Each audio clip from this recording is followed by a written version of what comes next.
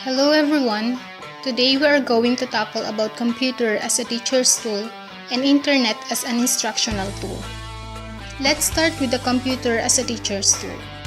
To begin with, let's take a glimpse of the past or the traditional tools used in the teaching and learning process. Some of these are the maps and globes, chalkboard and chalks, textbooks, charts, and dictionaries.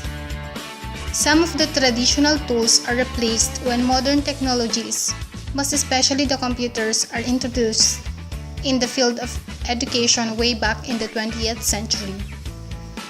Now that we've known that computer is one of the primary technologies being used in the teaching and learning process, we are now ready to know the different roles of the computer in the teaching and learning process.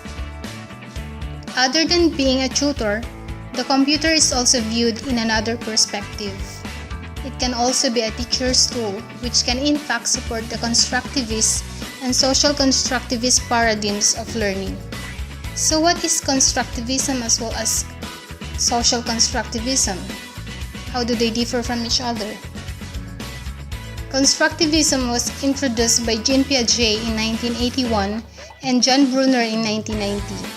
They gave emphasis to the knowledge discovery of meaning and concepts or principles in the teaching and learning process, which can be fostered into various strategies such as making students engage in gathering unorganized information from which they can induce ideas and principles and making students apply their discovered knowledge into real-life situations. Furthermore, constructivism is a philosophical and scientific portion that knowledge arises from through a process of active constructivism and is a study of learning which is about how we all make sense of our world and that really hasn't changed. While knowledge is constructed by the individual in constructivism, knowledge can also be socially constructed. Social constructivism gives emphasis on the collaborative nature of learning and the importance of cultural and social contexts. Learning here is more than the assimilation of new knowledge by learners. It is also a process by which learners were integrated into a knowledge community. In effect, this is to say that the learner who interprets knowledge has a predetermined point of view according to the social perspectives of the community or society he lives in. Lev Vygotsky, a psychologist, stressed that learning is affected by social influences. He therefore suggested the interactive process in learning. The more capable adult, which can be a teacher or a parent or classmate, can aid or complement what the learner sees in a given class project. In addition, John Dewey sees language as a medium for social coordination and adaptation. For Dewey, human learning is really human languaging that occurs when students socially share, build, and agree upon meanings and knowledge. So here's the summary of the learning perspective of the two learning perspective. In constructivism, assumption is the construction of knowledge by the individual, while in social constructivism, it is done within a social context. Then on the definition of learning, students build their own learning in the constructivist perspective, while in the social constructivist perspective, students build their knowledge with the influence of the social context. Gathering of unorganized information to create new ones is the learning strategy for constructivism, while exchanging and sharing formed ideas and stimulating thinking are for the social constructivism. Lastly, on the general orientation, constructivism is on the personal discovery of the knowledge, but in the social constructivism, students discuss and discover meanings. Let's proceed to capabilities of the computer. Given its present-day speed, flexibility, and sophistication, the computer can provide access to information, foster creative social knowledge building, and enhance the communication of the achieved project package. Based on the two learning theories, the teacher can employ the computer as information, communication, constructive, co-constructive, and situative tool. an informative tool, the computer can provide vast amounts of information in various forms, such as text, graphics, sounds, and video. Even multimedia encyclopedias are today available in the Internet. The Internet itself provides an enormous database from which user can access global information sources that includes the latest news, weather forecasts, airline schedules, sport development, entertainment news, and features, as well as educational information directly useful to the learners. As a communication tool, the computer has been used in communication as evident by social networking sites, as to Facebook, Twitter, and Friendster.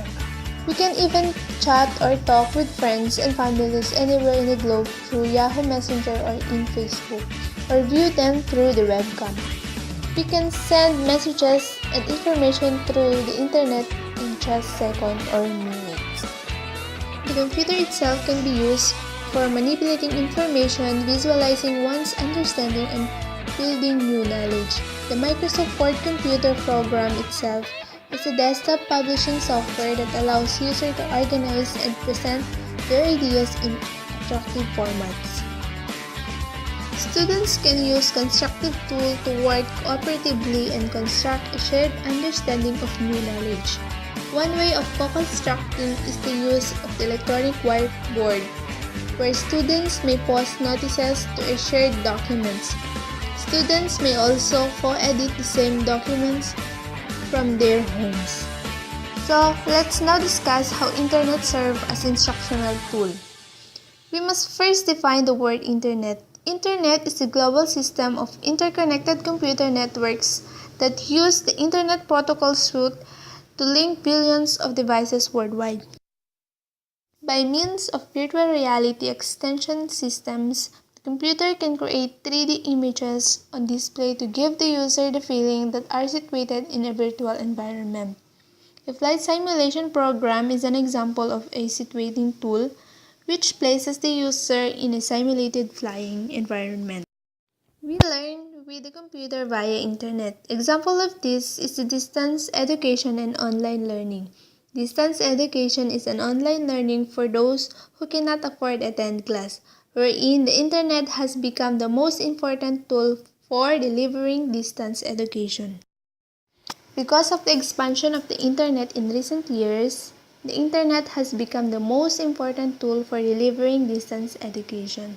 Once learners have subscribed to or signed up for Internet provider, they gain access to the educational materials and services designed for the Internet and WWW or the World Wide Web. The educational information is stored electronically. Those learners with access to the site can download or use the information as long as it is stored there.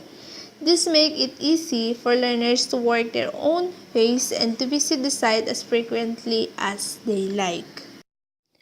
Teachers could use Internet communication tools such as email and instant messaging to enable students to communicate with other students about various educational topics or to construct experts in various fields to obtain information about particular subject of interest. The use of computers as tool for learning has traditionally focused on individualized method of instruction. Social interaction, however, is taking an increasingly important role in current learning theories and instruction prescription, including computer-based delivery system.